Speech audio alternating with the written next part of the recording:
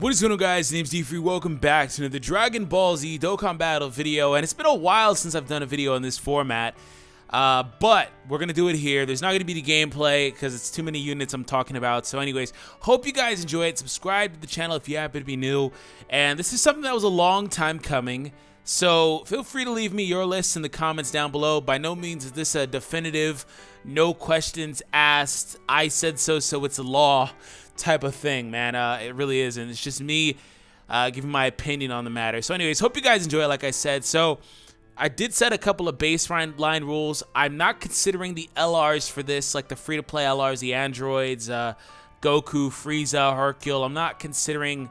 Oh, no spotlight, go away. I'm not considering any of that stuff because I feel like it would be too cut and dry. It would be the LRs as the best ones. It's just that simple. So I'm not including them. Also, I do have some honorable mentions, and we're going to look at them here. So I'm basically eliminating everybody from Krillin's ilk. If you don't know who this Krillin is, he's the one from the Baba Shop. He awakens, and all those guys, the Krillin, the Bura, the Nappa, the Great Saiyaman, and I'm forgetting somebody, Master Roshi. They all awaken to 3-key mono leaders, which is one type, so he's the tech version. 3-key 70%. So basically God leaders, quotes up, old school God leaders, so not really old school, but the ones that predate the 120% guys. Of course, we're moving it to 150 now, so you know what I mean. He's basically the free-to-play version. I loosely say free-to-play because they're really expensive on JP, to be honest. There's 70,000 Baba points, but either way, they don't require Dragon Stones, but I'm not going to consider them because, honestly, they're not so great aside from their leader skill. They have no good passive skills. Most of them have kind of crappy links. I guess the passive skill's okay. It would be a lot better if it was better than the 70% chance to do that buff. But either way, they're support units, and that doesn't offer them a lot of versatility. So that's why they're great units, great leaders, but some of these units in the list that I'll have would be better on the team technically than they are individually, so they can't really be the best ones. And not to mention that the LR cards would be better on their teams anyway than these guys would be as the leads. So all of them, they're not all listed here. I'm not showing them all. Another one is Fusion Android 13. He's from the story missions. He awakened probably like a few months ago. Very good unit. Has a bunch of good link skills, excuse me. Fear and Faith, Shattering the Limits, not too bad. Nightmare, Metamorphosis, Tough as Nails is decent. Very good passive, to be honest. When he gets to 8-key or more, he becomes self-sufficient. Basically, 8-key guarantees him a super attack because it gives himself 4 more key. He has supreme damage, lowers defense, and also gets 70% more attack. So he's definitely worth the grind. He's pretty hard to grind, takes a while to do, but very, very good free-to-play unit that doesn't get considered a lot. But I'm looking at him, and one of the things I'm going to come to a few times, factoring them into their respective mono teams. Once again, their respective single color teams. For him, it would be Extreme Tech. SS3 Broly's team, he doesn't fit on that team. So that's one of the things I'm going to consider for this because that's just kind of where the game is. Of course, we're moving into categories, and I can't really talk about that because I don't know what types of categories will be available. I assume in the future there will be an Android-based one, and maybe he'd be considered for that. Probably not, but maybe, I don't know. It just depends on what other units get dropped. So Arale, Tech Arale from her mission is another one of them. No, I did not consider the Goku because he has to be a first attacker, and I think that's a really bad mechanic. Either way, she's self-sufficient as well, gets an attack increase, extreme damage on her, so she's not going to hit as hard. She does have some really solid links in Shocking Speed, Revival, Battle for Divas, not too bad. Of course, the Revival, the Rebirth link, Shattering the Limit, and the Innocence, another solid tech link. It's very prevalent on tech. Last guy is the Super Saiyan Goku, strongest in the other world. Not available on JP, only came to Global thus far. Don't know if that's going to be something that stays or if it changes in the future. Does super attack early at like 8-key, it says right here. When he gets to SA10, you have to farm his SA to 10 to do that. He has a high chance, a 50% chance of 2-key and 80%. Basically, and he also has extreme damage and raises his attack for 3 turns and a crappy link set. So he's basically, honestly, like a dumbed-down version of Android. You know, the Android we were just looking at, Android 13, doesn't guarantee himself that buff, which Android, freaking hell, what is his name, 13? On his team would start off with 6 keys. So you just need to give him 2 orbs, and he guarantees himself the +4 and +70%. This guy is inconsistent in that regard. Does get an attack increase. I put a bunch of orbs into him way back on Global when he came out to kind of show him off a bit. I like plus like what 3,000 in stats. He has a great potential system. but he's not able to overcome that. So he's not one of the harder hitting units, has a crappy link set, which hurts the team, which I'll talk about a little bit later. So he's an honorable mention. That's all he really deserves to be. He doesn't deserve to be in the top 5. And one thing that does hinder him is his inability to be on JP as well. So that's one of the things to consider. So number 1. Oh, no, number 1. We're going to start at number 5. Excuse me. Number 5 should already be up, to be honest. There she is. Number 5. Excuse me. Number 5 is Bulma. So it was kind of hard for me to break down this top 5 because a lot of these guys are very, very close. A lot of them are very, very close. Number 5 and number 4 are very close, and then 3, 2, and 1 honestly could shift at the drop of a hat, especially 2 and 1, which I'll talk about when we get there.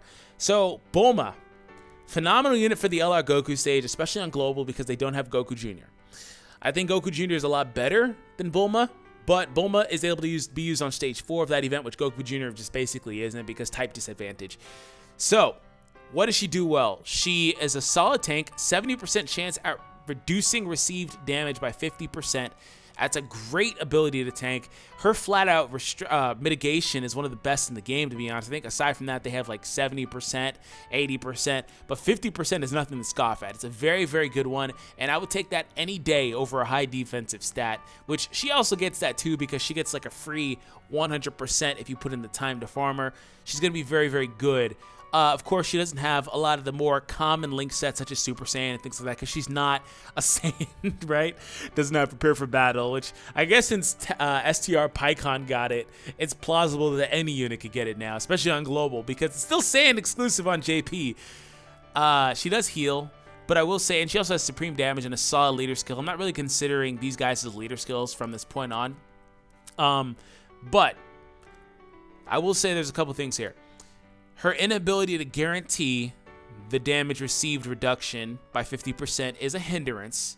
70% is great, but it's not 100% or anything higher than that, or like a restriction you can manipulate, like being below a certain percentage of HP. It's not something like that, so there is a hindrance to that. Secondly, 7777 HP is great when you're leading with Bulma, right? And you have like 80,000, 90,000, 100,000 HP.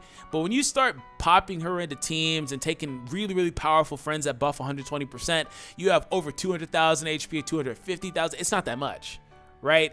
And you realize she can heal like, she's only going to get 4 or 5 orbs at max, rainbow orbs, because she's restricted to that because they can only go in a straight line. They don't burst on the sides. So with an average of 3, 4, 5 orbs, you guys can do the math, multiply that number by 3, 4, 5. If she gets that, right? If she gets that, that could be very good, but it's not going to be consistent. It's not going to be something that's very often. Most of the time, she's going to get 1, 2, or 3 orbs. And if you have 200,000, it's not very much. So that's why. So she's great, especially if she's the lead. But if she's the lead, she's not too good on a lot of these other events anymore. Like the events are to a point where you need to have a strong friend if you're going to run something like her as a lead, and that could be a hindrance. So overall, great unit for a lot of different scenarios, but not the best. So number 4 should have been kind of obvious if she was number 5. Number 4 is Goku Jr. So what does Goku Jr. do well?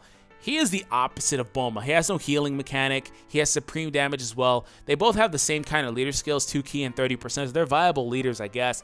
But he's more of an offensive guy that loses defense. So he's a hitter, right? Starts off with a natural 40% attack increase with a 70% chance of getting 40% more attack. And he loses 40% of his defense in the process when he launches a super attack. So at max, he's going up 80% attack. Some good links in Golden Warrior, Super Saiyan. GT's kind of fringe because Super Intelligence, the team he would be on, like Gohan, Gogeta, the Kid Gohan support, they don't really use that link too often, so he kind of struggles on that team from time to time. I've used him. Some of my other friends have used him. He struggles on that team from time to time to get a super attack off, especially because he doesn't super early, which is another thing Bulma did, by the way. Bulma supered early, so that's great for her. This guy gets an attack improvement, I believe, right? When he reaches that, he gets a 20% attack boost is pretty much what it's going to be. So overall, Goku Jr. is a hard-hitting unit. Probably hits for about 350,000 on a crit, 400,000 on a crit, which is really good with a free-to-play unit. So the problem with him is the link set, once again, lacks something like Prepare for Battle, so he can't be fully top tier in that regard as a free-to-play unit. He can't edge out some of the guys ahead of him. Him and Bulma are incredibly close. It depends on preference of the player, to be honest. And with the way the game is right now, damage is going to always edge out defense unless you choose to play defensively, because that's simply what it comes down to. That's why you have items. Maybe you don't want to use items and you choose to play more defensively. Once again, that's what I mean. Preference of the player.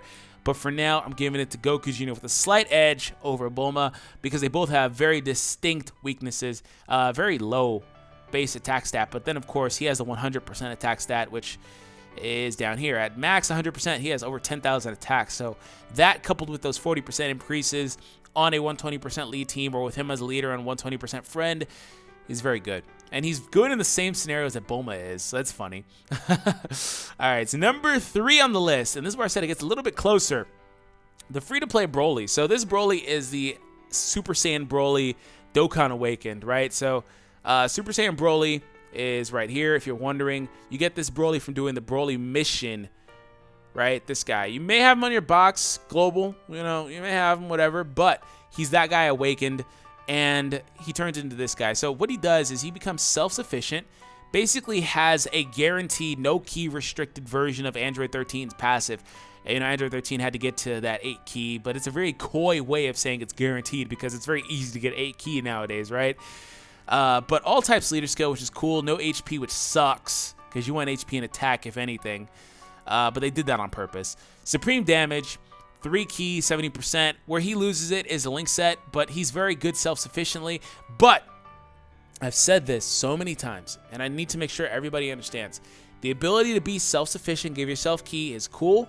The ability to super attack early is cool, but understand it could come at the expense of the other 2 guys this guy is on the field at the time with. So of course, you have 3 guys out there at once. If they don't link the best, the other 2 guys don't link the best, you can get a scenario where Broly, you know, is the only one super attacking, or depending on your orbs, of course, it's situational, or one of the guys doesn't super, but Broly does. If everybody shares a common link across the board, the team is very cohesive, then you're good. Unfortunately, Broly, even being a Super Saiyan 3, lacks something like an over and a flash, which, albeit, isn't too common on Extreme Physical Cooler's team, which is the team Broly would be considered for, unless you ran him on like a villain team with Rose leads or other things like that. I'm just going to focus on the 120% teams because, once again, they're the most prevalent versions of those mono teams. You know, he does suffer in that regard. Links are a big factor for him, but I'm not going to deny that the next couple of guys, including this Broly, all have Fierce Battle, which is a huge plus for them. It takes their damage cap a lot higher than the previous 2 that we've looked at, and then of course the honorable mention units that we looked at: Super Saiyan, Saiyan Lineage, Fierce Battle. He also keeps Formidable Enemy, which is weird having that and Fierce Battle, but you know, it is what it is. Limit Breaking Form isn't very usable on that team either. Extreme Physical Cooler's team, it's a very niche team that he kind of struggles to fit into, because if you look at it on the outlook, right, he is a good sub option, but assuming that you need somebody for that last slot, because Cooler's team is going to be Cooler, Full Power Frieza, Sin Shenron, Omega Shenron, and then that 40% 3-key Kid Buu, or Super Buu, and then that last slot's open, right? Optimally, you'd probably put LR Ginyu there if, you know, you modded, you have him, whatever. Goku Black on Global, not JP, and not as good on JP, albeit this guy probably, I don't know if this guy would edge him out on JP, probably not, because Goku Black is a phenomenal link set. Either way, you know, Goku Black, LR Ginyu, or Kid Buu, right? If you decide to put this guy in that slot, consider that the other guys on the rotation, which you would have either Full Power Frieza and Cooler at the same time on the first 2 slots, and then this guy's a floater. This guy's like not even going to super probably, right? Unless you can manage the key right, which of course if you're a seasoned player or things like that, you should be able to do. I just want to make sure that people understand that's not a good mechanic at the expense of links. That's why they do that. It's so they can say, hey, look, this guy still gives himself the key even though he doesn't have the link, right? So, very good unit. Like I said in the beginning of the video, it's my opinion. So, don't shoot me down for it, but just understand that these guys are all interchangeable. So, number 2 and 1, now that I give you number 2, number 1's probably obvious, but number 2 and 1 for sure are interchangeable. The main problem with this Trunks, this is the Trunks from the History of Trunks event that just left Global if you're looking. He does not awaken yet. I don't know when he's awakening. Sometime soon, probably. He picks up Fierce Battle, so that's cool. But if you were looking at this guy and you wanted to run him, his main issue he has a great link set, solid base stats, solid leader skill, supreme damage, great passive, which is almost always active at all times, unless you're taking on like one random stage in like a boss event where they have like 3 enemies. Like for example, Tech Frieza's first stage, you know, where you fight like Frieza, Sorbet, Shisami, and Tagoma. Like unless you're doing something like that, that passive is almost always active, or unless you're taking on the World Tournament. This guy is a great unit. His main issue is that he has the exact same name as the Rage Trunks, the Sword of Hope Rage Trunks on the team. The one that changes the orbs that LR Gohan basically steals. And you're not going to run this guy over him. If you don't have that Trunks, then yeah, for sure, run this Trunks, right? But that's his main issue, is he cannot be run on the same team with that guy. So basically, if you have the other Trunks, he's useless. Unless you just decide to use this Trunks, he's useless. But there's really no issue with this card otherwise. He's a great card. He's just literally a really good unit, and I have no gripes with him at all. And that same issue is the same exact issue that number 1 has. Number 1 is a great unit. He's just phenomenal. This is that starter Tech R Goku from the beginner stage on Global all the way awakened up. Whenever Goku SS3 Tech stage dropped, this guy awakens from that event. So he awakens like 5 times on Global, I think. So that's pretty funny. But his issue is he has the same name as the Tech guy, which is great because these guys can be used to farm the super attacks of those other guys I'm talking about. Like the Rage Trunks with the Sword of Hope can be farmed through this Trunks if you wanted. This guy can be used to farm the other Goku super attack, which is great, but they can't be run on the team. So the only way you can run them is if you take them as a leader or as a friend, which is cool in regards to a free-to-play aspect of it. So I will say that, right? But I wanted to look at these guys in their best possible scenarios, which would be under their 120 teams, and these guys cannot function under their 120 teams. So inherently, like, they would literally probably be the last 4 and 5 on this list if I wasn't being nice to them, because the real reason that they're up here is because I consider them on the team despite not being able to be on the team under double leads because they have the same exact name. So that being said, great units, no problem with them. 180% up, high chance, 50% chance. That's basically a flip of a coin, right? Great link set. The Broly is a Super Saiyan 3 unit. Doesn't have Over and Flash. This guy has several attack links. Super Saiyan, Kamehameha, Limit Breaking Form, Blazing Battle, which isn't very usable. So I'm going to kind of just like disregard that. And Fierce Battle. All of those links that he has would be usable on his main team. And then that 180 goes off. Of course, he's a tech unit. He gets the free critical hits. He's critting for 700, 800k at minimum. You know, so great unit. But that's pretty much it. That's my list. That's a long time coming. Hope you guys enjoyed it. Hope you guys had fun. Hope you guys learned something. Feel free to leave your list in the comments down below. If you haven't subscribed, now would be a great time to do so, by the way. Anyways, have an awesome day. I'll catch you guys in the next one. Peace out, guys.